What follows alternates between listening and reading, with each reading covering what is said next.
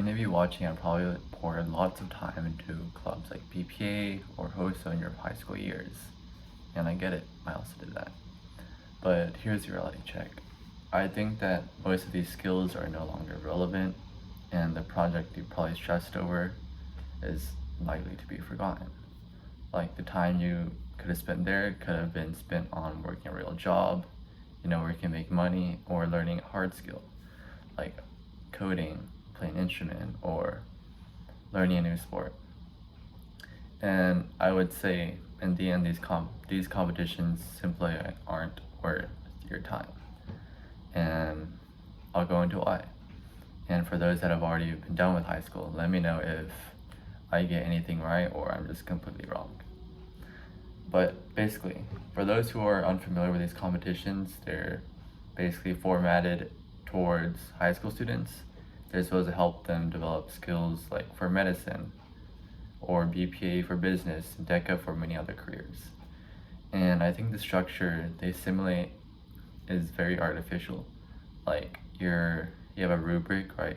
In a normal workforce, yes, you have goals to meet, but it's more role playing in these competitions where you have 50 minutes to present, you have to answer the judge's questions, and you have many different events like marketing for a startup, creative materials like 3D animation, posters, whatever. And your main incentive is just trying to put on your college application, get an award, or leadership roles. And I would say, yeah, it does work for the most part if you want to get into like middle 50% college, but I would say those titles like national qualifier are not to be stood alone. Like you need to complement it, of course, with a good GPA, good SAT. Like that's just the baseline, right? You have to get those right in order to make that BP title meaningful, right? And I do agree, like the soft skills you develop are real, like if you're making a presentation and with a group, that's like team working skills, that's one. And then you also have to do time management, that's another, right? But I would argue that there are much better ways to achieve them. Like for instance, working in an actual job will teach you all these skills at a much faster rate, and you're likely to benefit from this 2 years from now. Like let's say you worked a job for 2 years, let's say 2 years later you get a promotion. Like it's long term, you learn those skills, you build those connections, and then you get paid more. So yeah, and I think the problem with this is just the amount of time students spend, and they kind of make this like their end goal, right? Like, oh, I need to get this right to get into a good college. But in reality, they could be doing a lot of other things. Like, rather than trying to memorize a rubric to win a trophy, use these hours to learn Python, work a part-time job, do a passion project or a side project that you care about. Like, let's say you're into cars, get into building cars.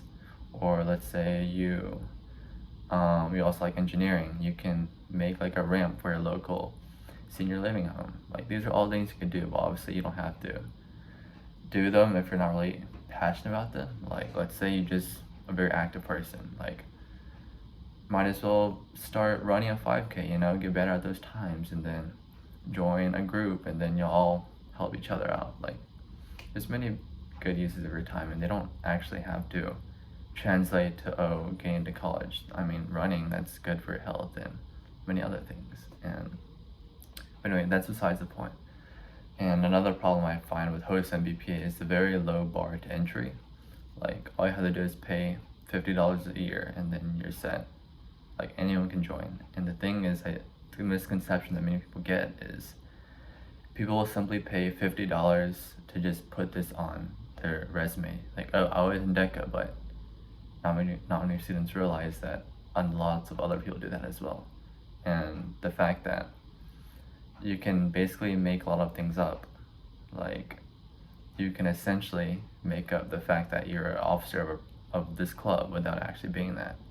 So that's what I'm saying, rather than doing these activities that lots of people can replicate, and with, I guess, lower yields a return, you can go into more fulfilling activities, right? Things to actually care about. And lots of people are like just doing this for the resume. So that brings me to the point of like, after 2 years in college, it does not matter. Like, winning your event doesn't matter anymore.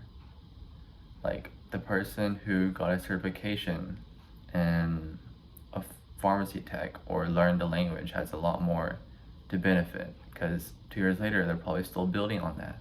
Like, especially if you're a coder, you're probably getting better at coding, and with like AI going up and taking everyone's jobs, you know, higher skilled coders are more in demand now. So you can see how these activities are a lot more beneficial to you. And as time goes on, the wow factor is also diminishing, right? Like, think about this. Admission officers are reading thousands and thousands of applications. Imagine how many BPA chapter officers they encounter. But of course, I'm still not trying to go away from the fact that yes, you can still get into a pretty good state school with this. But like, in terms of scholarships, they lean very heavily on SAT and GPA still. Like, no matter what these prep companies are trying to sell you, these still count. It's just those with, you know, with different and very extraordinary aspects of the application that can get by with this. That's the only way you can go without having a good SAT or good class rank.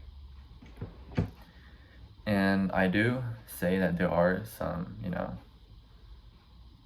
counter arguments to this. Like, people could still say, oh yeah, you know, lots of BPA members, HOSA members do get a lot for scholarship money. But I would say, like, if you look at the Coca-Cola Scholars, like, this is a program that offers like $20,000 to you in comparison to the $1,000 often offered from BPA. These scholars have like done actual intangible things. Like, they have again helped out things in the community. Like, let's say you could have a project on sending 1,000 meals to a local homeless shelter. Like, these are the students that made that happen.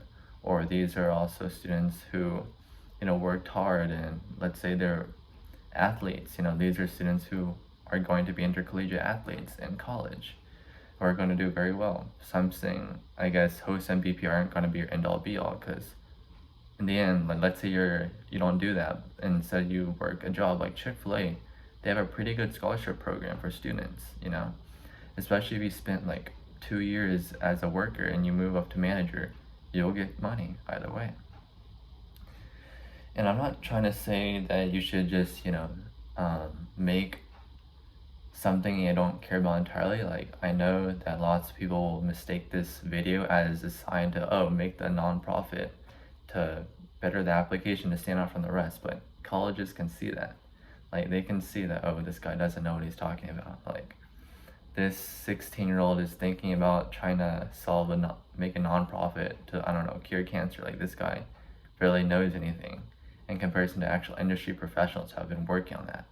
So I'm definitely trying to say is, don't go into something you don't care about and solely of trying to appeal to officers because they know, because they've read lots of applications, they can see right through you. Do something that you actually want to do and things you would be proud of in the future.